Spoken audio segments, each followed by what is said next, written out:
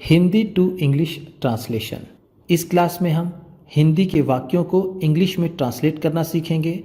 उसमें कौन सा टेंस है उसे हम आपको बताते हुए चलेंगे और ट्रांसलेशन की पूरी एक सीरीज़ होगी जिसमें आपको अलग अलग तरह के वाक्य हैं उनका ट्रांसलेशन आपको सिखाया जाएगा। अगर आप हमारी वीडियोस और ये पूरी सीरीज़ देखते हैं तो आपको धीरे धीरे ट्रांसलेशन भी आने लगेगा।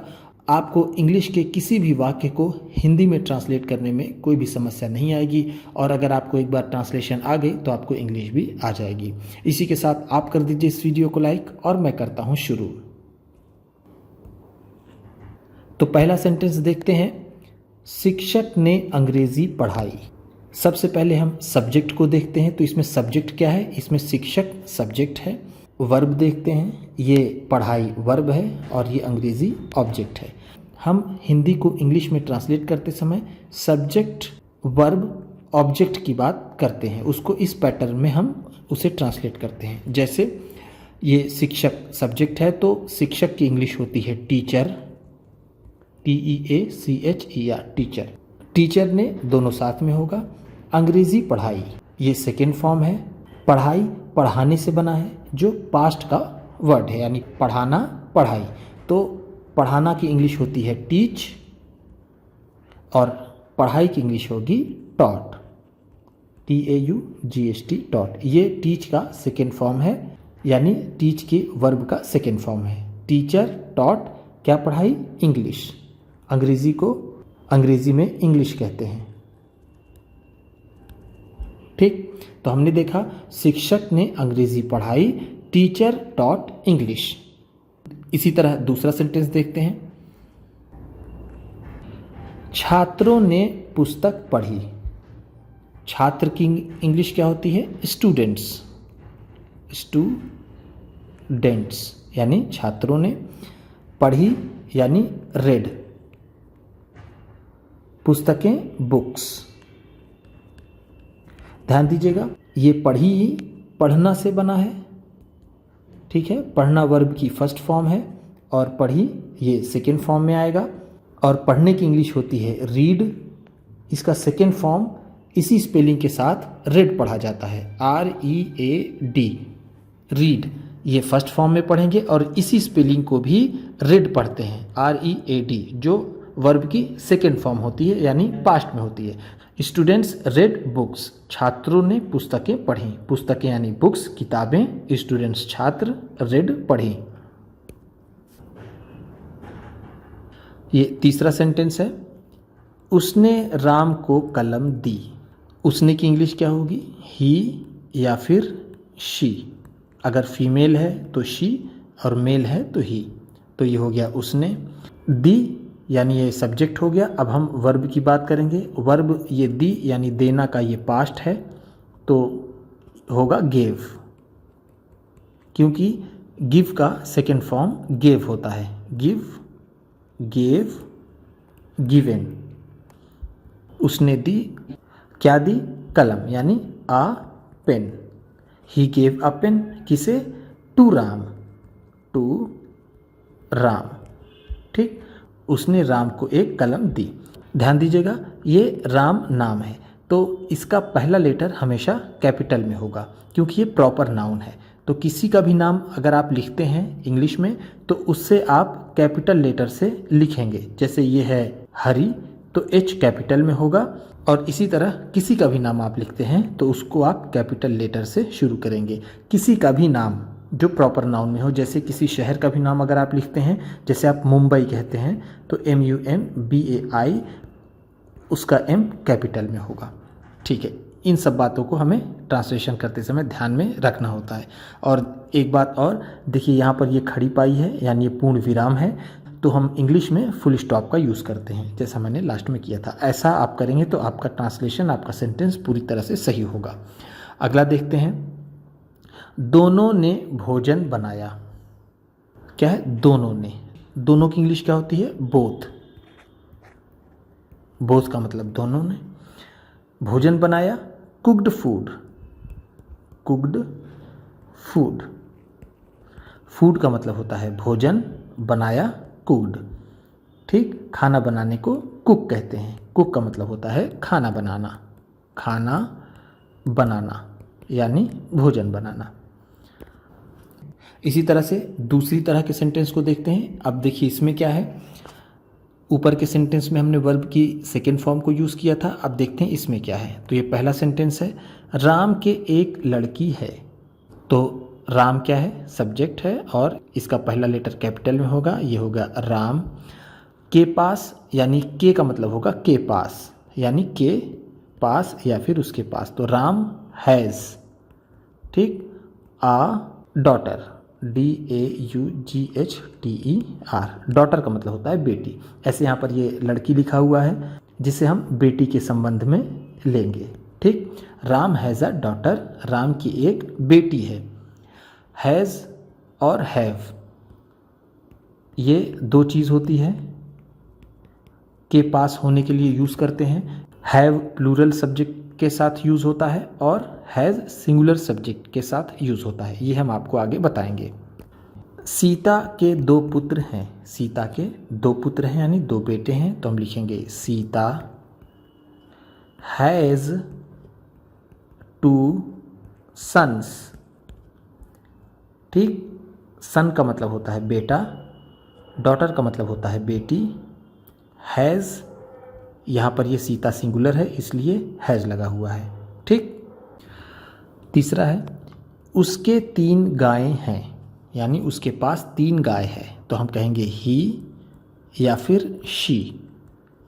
के गायें हैं यानी के पास हैं, तो शी हैज़ 3 काउज, उसके पास 3 गायें हैं। मेरे 5 बहनें हैं, यानी मेरी 5 बहनें हैं। तो हम कहेंगे आई हैव 5 सिस्टर्स, ठीक है। तो देखिए यहाँ पर ये हैव का यूज़ हुआ है क्योंकि इंग्लिश में आई को प्लूरल माना जाता है, इंग्लिश में आई को प्लूरल माना जाता है, इसलिए आई हैव का यूज़ होता है प्रेजेंट में। ये हैं हर जगह है, ये प्रेजेंट में है, इसलिए हम यहाँ पर हैव का यूज़ करते हैं। अगर ये चीज़ पास्ट में हो, मेरे 5 बहनें थीं, अगर ये चीज़ हो जाए तो यहाँ पर हैड का यूज़ हो जाएगा, ठीक। चलिए आगे देखते हैं। पिक आउट द सब्जेक्ट्स को हमको चुनना है and translate them into English, और उन्हें अंग्रेज़ी में ट्रांसलेट करना है। तो सबसे पहले हम सब्जेक्ट को निकालेंगे, उसके बाद उसे ट्रांसलेट करेंगे, ठीक है। तो पहला सेंटेंस लेते हैं, शिक्षक ने प्रश्न किया। अब यहाँ पर शिक्षक की इंग्लिश मैंने आपको पहले बताई थी, आप भी अपने साथ प्रैक्टिस करते चलिए मेरे साथ, आप भी अपने मन में ट्रांसलेट करिए, देखिए आपका ट्रांसलेशन कितना सही होता है, और कमेंट में भी बताते चलिएगा कि आपका कितना सही था। जैसे ये वाला सेंटेंस है, शिक्षक को टीचर कहते हैं, टीचर ने, ये हो गया। प्रश्न किया यानी आस्क्ड क्वेश्चन, QUSTION, शिक्षक ने सवाल किया यानी प्रश्न किया। प्रश्न की इंग्लिश हो गई क्वेश्चन, आस्क्ड का मतलब पूछा, ठीक। तो शिक्षक ने सवाल पूछा या फिर शिक्षक ने प्रश्न किया, दोनों का मतलब एक होगा। ये दूसरा है, हम लोगों ने गीत गाया। तो हम लोगों की इंग्लिश क्या होगी, हम लोगों ने यानी वी, गीत गाया यानी सैंग, आ सॉन्ग का मतलब होता है गीत या फिर गाना, सैंग गाया। सैंग सिंग का सेकेंड फॉर्म होता है, क्योंकि ये पास्ट में है ये सेंटेंस, इसलिए हम वर्ब की सेकेंड फॉर्म हमने यूज़ की है। ये पास्ट इंडेफिनिट टेंस का सेंटेंस है इसलिए, ठीक। चलिए आगे देखते हैं। अगर आप हमारी वीडियोज़ लगातार देखते हैं तो आपको धीरे धीरे सारे टेंस और आपकी बेसिक जो वर्ड मीनिंग है वो बिल्कुल आसानी से याद हो जाएगी, आपको आने लगेगी। उसने रोटी दाल खाई। तो उसने की इंग्लिश मैंने क्या बताई थी आपको ऊपर, ही या फिर शी। खाई एट, रोटी दाल हम इसे हिंदी में ही लिख देते हैं दाल रोटी, ठीक। ऐसे तो पल्स एंड ब्रेड होगा, पल्स का मतलब होता है दाल और ब्रेड के लिए रोटी का यूज़ करते हैं, लेकिन हम इसे दाल रोटी हिंदी में ही यूज़ कर देते हैं। तो शी एट, उसने खाई, ठीक। ईट का सेकेंड फॉर्म होता है एट। और आगे के सेंटेंसेस में जहाँ पर आपको थर्ड फॉर्म का यूज़ होगा उसमें कौन सा टेंस है उसे भी आपको बताया जाएगा। उन्होंने 2 कलमें खरीदी यानी 2 पेन्स खरीदी। ठीक है, तो हम इसको देखते हैं। उन्होंने यानी दे की इंग्लिश होती है उन्होंने। खरीदी यानी बॉट, BOUGHT, बॉट का मतलब है खरीदी। बॉट बाई का सेकेंड फॉर्म होता है। बाई का मतलब होता है खरीदना और बॉट है तो खरीदा। कितनी? 2 पेन्स यानी 2 पेन्स, 2 कलमें। ठीक, अगला है छात्रों ने उत्तर दिया। छात्र की इंग्लिश क्या होती है? स्टूडेंट। अब यहाँ पर छात्रों यानी प्लूरल में है तो स्टूडेंट्स। उत्तर दिया आंसर्ड या फिर रिप्लाइड। ठीक, स्टूडेंट्स रिप्लाइड, छात्रों ने उत्तर दिया यानी जवाब दिया। सब लोगों ने पुस्तक पसंद की यानी सब लोगों ने, ऑल द पीपल, क्या हो गया? सब लोगों ने। पसंद की, लाइक्ड, क्या? पुस्तक यानी बुक। सब लोगों ने पुस्तक पसंद की। हम यहाँ पर इसे साफ साफ लिख देते हैं। All the people liked book. सभी लोगों ने यानी सब लोगों ने पुस्तक पसंद की यानी किताब पसंद की। इसका ट्रांसलेशन आप लोग करके बताइए। मोहन के 2 बहनें हैं, इसे आप कमेंट बॉक्स में बताइएगा। शीला के 3 कलमें हैं, ये भी बहुत इजी है। कलमें मतलब पेन। ठीक, पेन्स इसके लिए यूज़ करेंगे। और उसके 5 भाई हैं, ये भी आप करके बताइए। मेरे एक रेडियो है यानी मेरे पास एक रेडियो है। मेरे पास एक रेडियो है। और उनके एक घर है यानी उनके यानी प्लूरल है ये, तो ये हो जाएगा दे।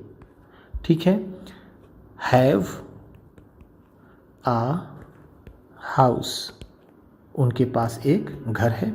हम लोगों के एक गेंद है यानी हम लोगों के पास एक गेंद है, इसका भी ट्रांसलेशन आप कीजिएगा। और मेरे तरफ से आप करिएगा, मैंने एक किताब खरीदी।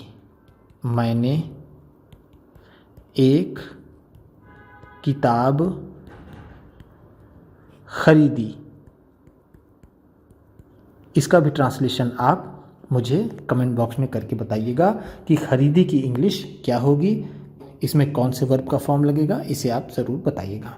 तो इसी तरह की ट्रांसलेशन की पूरी सीरीज़ देखने के लिए चैनल को आप सब्सक्राइब कर लीजिए। और इसी तरह की वीडियोस के साथ साथ ढेर सारी रीडिंग की, ट्रांसलेशन के बहुत से इंग्लिश सीखने वाली वीडियोस पाने के लिए चैनल को सब्सक्राइब कीजिए। और ये वीडियो किसी न किसी अपने दोस्त को, मित्र को, परिवार वाले को शेयर भी ज़रूर कर दीजिएगा। तो चलिए मिलते हैं फिर अगली वीडियो में।